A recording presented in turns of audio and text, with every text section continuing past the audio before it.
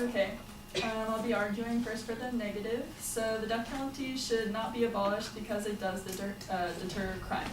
We all know what it's like to be in a heated situation, and deciding to act criminally or not is still a choice that is made even if it's on a lower underlying unconscious level. Many make the choice not to do something they'll regret, like killing someone, because naturally they know that their actions will have repercussions, and these repercussions, capital punishment. The past has shown that it is a deterrent as well. It was once suspended in the United States in 1972 and then became reinstated in 1976. So from the early 1900s up until 1972, when it was suspended, in California alone, the highest murder rate up until that point was 1,600 people in a year.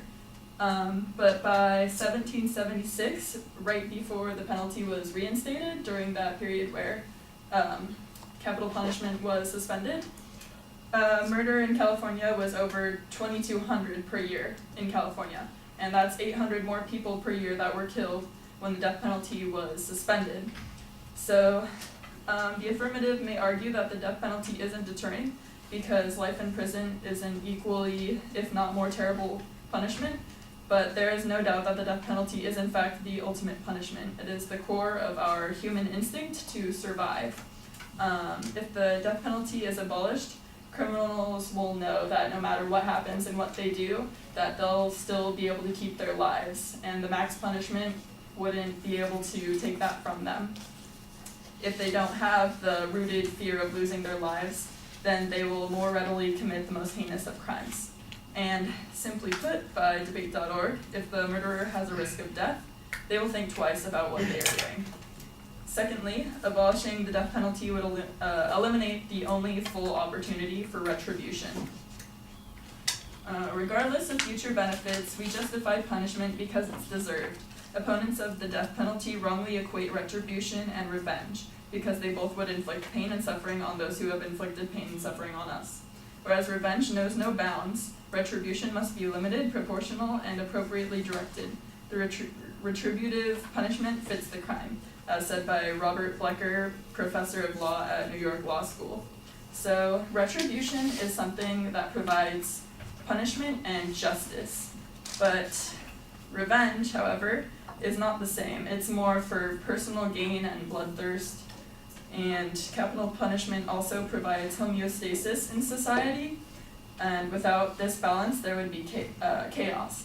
So if a life is taken, then there needs to be an equal action that evens it out. That's what homeostasis is. And if we really wanted to make the punishment fit the crime, then for every mass shooter, we should be able to take their life over and over for the number of each victim. And if they burn someone alive, they deserve to be burned alive, but as the Constitution cannot allow this, the death penalty is the next best option. Criminals should be punished so that they and others will be less likely to commit crime in the future, making everybody safer, as said by theconversation.com. Third, the death penalty must be kept because it provides closure for the victims' families. As said by Antonin Scalia on procon.org, I would not presume to tell parents whose life has been forever altered by the brutal murder of a child that life imprisonment is punishment enough. How could anyone be satisfied with such an unequal and unjustifiable punishment when they've lost someone that they loved? In our experience, most survivors want justice for the murderers of their family members. Repealing the death penalty will not heal these people's wounds. It keeps them permanently open, as said by Ann Schubert, who is Sacramento County's district attorney. Giving up on the death penalty would mean giving up on justice for crime victims and their families. The prisoners currently on California's death row have murdered more than 1,000 people. Of those, 229 were children, 43 were peace officers, and 294 of the victims were sexually assaulted and tortured. Having a functional death penalty will help us protect the public from society's worst criminals and bring some measure of closure to the families whose loved ones were cruelly taken from them, as said from the LAAPOA. I would just like to say that I hope that no one here has had to experience the brutal murder and loss of someone they loved, but I want you all to think about that for a minute.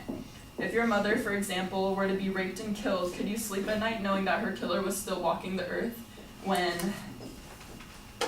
he took that ability away from her? I doubt you could, and I know that I couldn't. For example, Karen E. Montgomery pleaded guilty to the aggravated murders of his former girlfriend, Taya Hendricks, 31, their 2-year-old son, Tyron Hendricks, and her 10-year-old daughter, Talia Hendricks, at their Broad Meadows Boulevard apartment on the north side. The guilty pleas left his fate in the hands of the 3-judge panel, and Taya Hendricks' mother, Deborah Hendricks, had hoped for a death sentence since day one, a relative said after the hearing. She felt comforted to know that he will be put to death, said Anita Hayes, Taya Hendricks' aunt, and that story is from Dispatch.com. Clearly, from this example, it shows that it is essential to allow the families to heal from their losses through the justified executions of their loved ones' killers.